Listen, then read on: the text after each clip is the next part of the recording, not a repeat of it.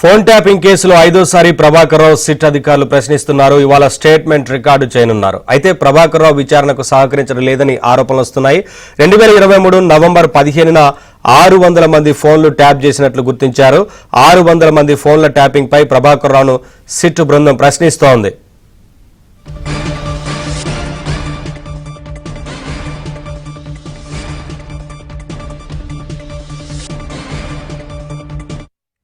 Updates మా crime correspondent Praveen అందిస్తారు. Praveen, Prabhakar Rao respond అవునట్లుగా తెలుస్తోంది కదా, విచారణకు సహకరించినట్లుగా, ఏంటి వివరాలు?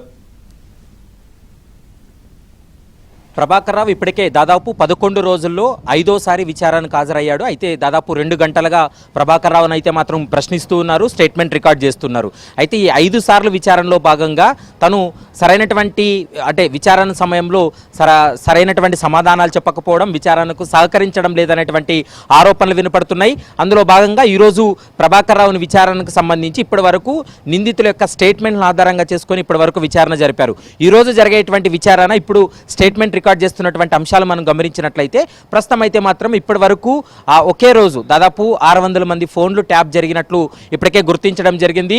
నవంబర్ 15వ తారీఖు 2023 అది కూడా మావోయిస్టులకు సానుభూతి పరులని చెప్పి రాజకీయ నేతలు కావచ్చు, వ్యాపారవేత్తలకు సంబంధించినటువంటి డాటాను రివ్యూ కమిటీకి ఇచ్చిన తర్వాత రివ్యూ కమిటీ ఆదేశాలతోటే ఒకే రోజు 600 మంది ఫోన్లు ట్యాప్ చేయించారు. ఈ 600 మంది ఫోన్లు ఒకే రోజు ఎందుకు చేయించారనేటువంటి అంశానికి సంబంధించి ఈ రోజు సిట్ అధికారులు ప్రశ్నిస్తూ ఉన్నారు.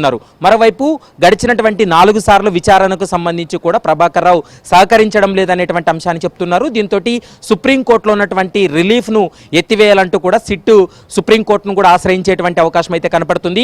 ఆగస్టు 5వ తారీఖు వరకు కూడా ప్రభాకర్ రావు పైన ఎలాంటి ముందస్తు చర్యలు తీసుకోవద్దు, అరెస్ట్ చేయవద్దంటూ కూడా సుప్రీంకోర్టు ఆదేశాలు ఉన్నాయి. కాబట్టి కేవలం విచారణ పేరుతోటే ప్రభాకర్ రావును పిలుస్తున్నారు. ఇప్పుడు సిట్ అధికారులు అయితే మాత్రం ప్రభాకర్ రావు విచారణకు సహకరించలేదు కాబట్టి తనకున్నటువంటి రిలీఫ్ను ఎత్తివేయాలనేటువంటి అంశాన్ని సుప్రీంకోర్టులో ఒక పిటిషన్ దాఖలు చేసేటువంటి అవకాశం ఉంటుంది.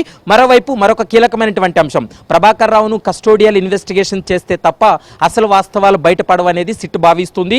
అందులో భాగంగానే ఎక్కడైతే విచారణ జరుగుతుందో నాంపల్లి క్రిమినల్ కోర్టులో విచారణ కొనసాగుతుంది కాబట్టి నాంపల్లి కోర్టులో కూడా మరొక పిటిషన్ దాఖలు చేసేందుకు ఇప్పటికే సిట్ అధికారులు సిద్ధమయ్యారనేటువంటి అంశాన్ని కూడా మనకు స్పష్టంగా అర్థమవుతుంది.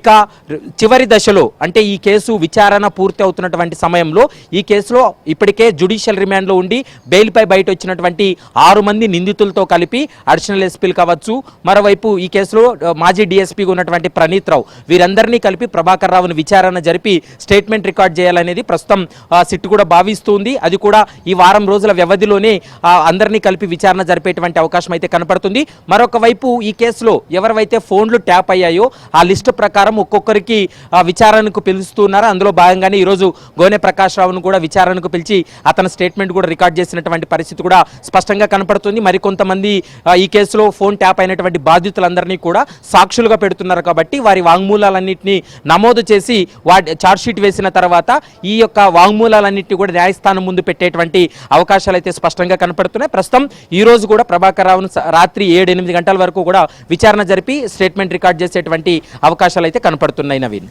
Thank you Praveen, thanks for the updates.